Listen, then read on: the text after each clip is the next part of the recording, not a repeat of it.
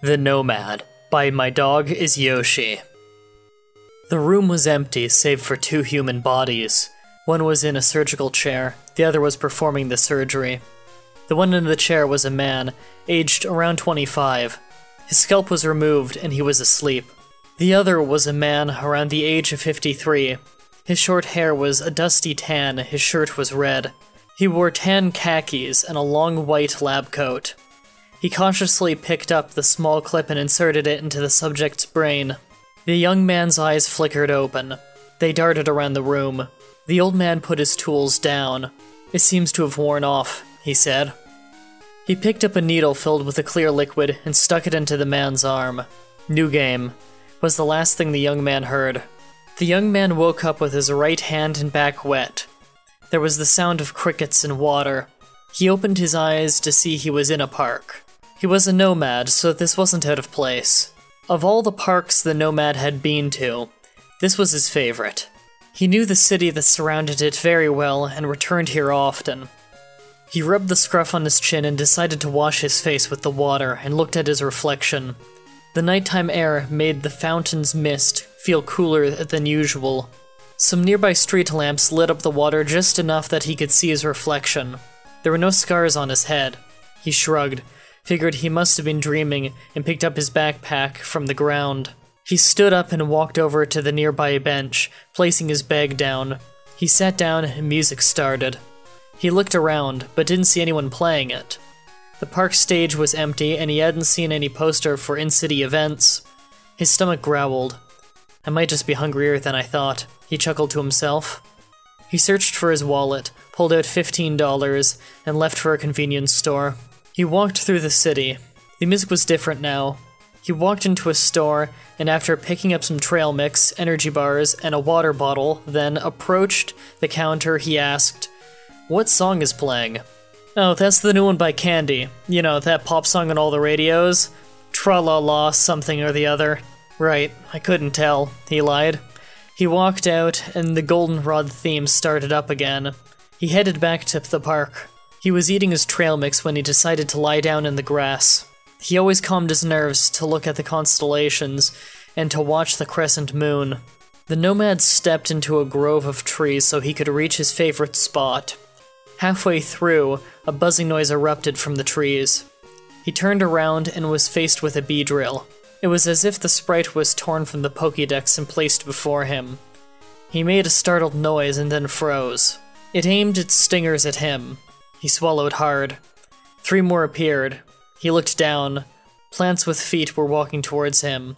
He looked up, past the bee drill.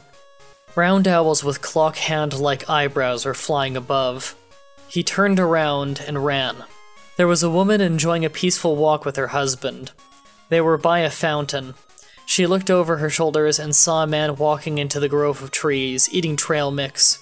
She watched him walk in, shout, freeze, and then take off running.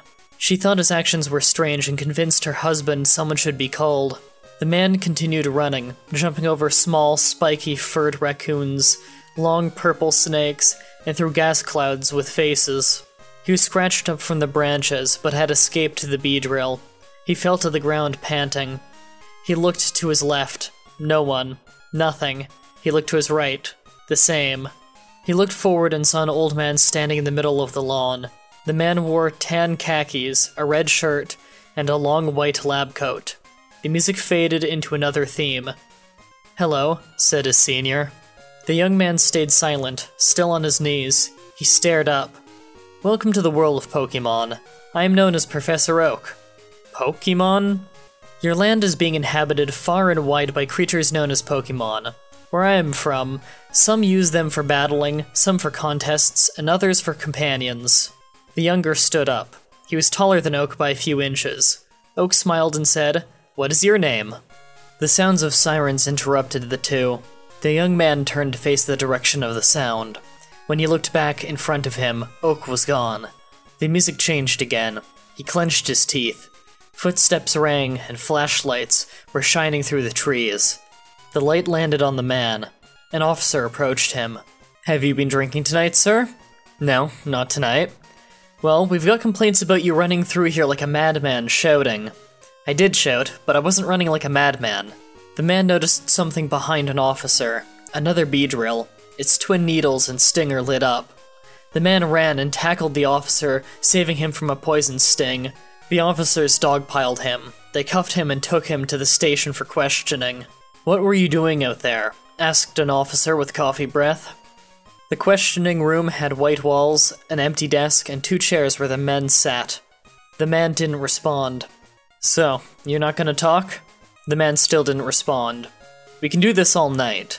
The officer leaned back in his chair. "We didn't find any alcohol in your breath. Have you been taking any substances?"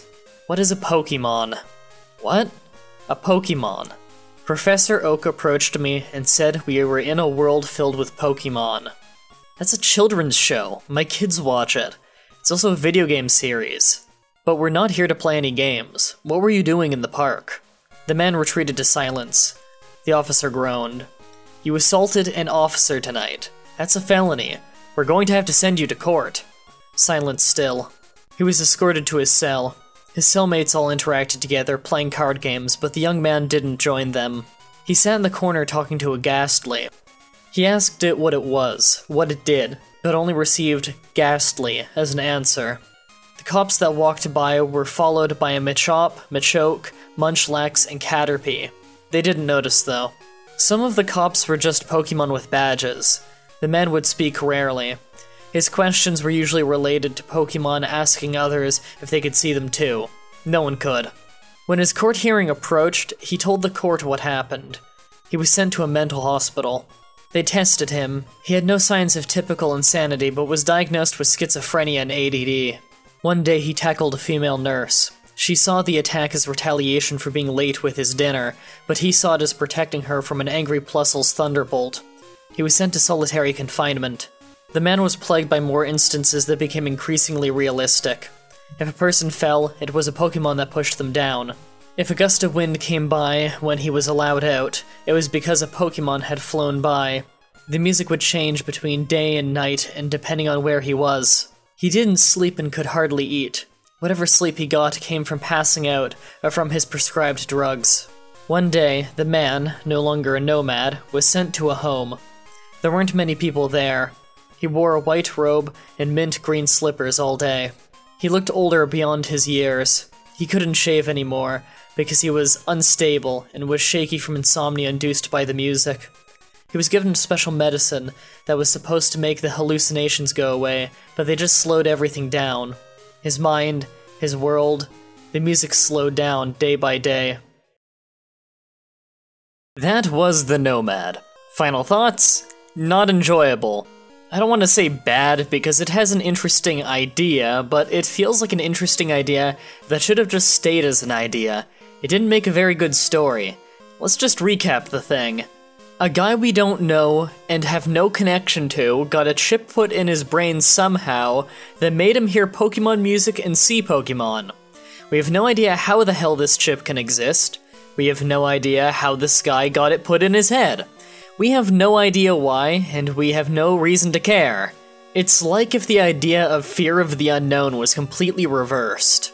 We know what we shouldn't know, and we don't know what we should know. We know exactly why he's seeing what he's seeing. There's nothing to fear there. However, we don't know anything about things as basic as who the hell is the main character. We have no attachment to him. He's just an unknown man who seems bland and uninteresting. Also, fun fact, you have to go through a metal detector both to get into a jail cell as well as to get into court. How did the metal detectors not get set off by the chip in his brain? Also, near the end of the story, the young man was diagnosed with schizophrenia and ADD despite having no actual symptoms of either. In fact, ADD is a behavioral issue, not a chemical imbalance, so that wouldn't have even been taken into consideration unless the story takes place in the United States, which is not confirmed. This idea may have been able to be made into an okay story, but I really don't think Pokémon was the right choice, nor was a chip in the brain of some random guy that was left completely unexplained. I don't know why everyone chooses to rate Pokémon Creepypasta when there are countless video games you could fit your story into better. That's it for this Creepypasta. Tune in again next Saturday when we tackle yet another story made and sent in by the fans with Cursed. If you want to write your own story, help peer edit a story, or even just read the stories early, check out the description where you'll find a link to the Creepypasta section to my forum. You'll also find a link to the playlist of every Creepypasta reading I've done. If you're interested in keeping up on my blog posts, join the Facebook fan page linked below, and if you want to support me and what I do, check out my Patreon page in the description. Remember that if you want your story to be read on the show, you must stay active on your post on the forum, as well as read the forum rules. Thank you all for watching, and until next time, sweet dreams.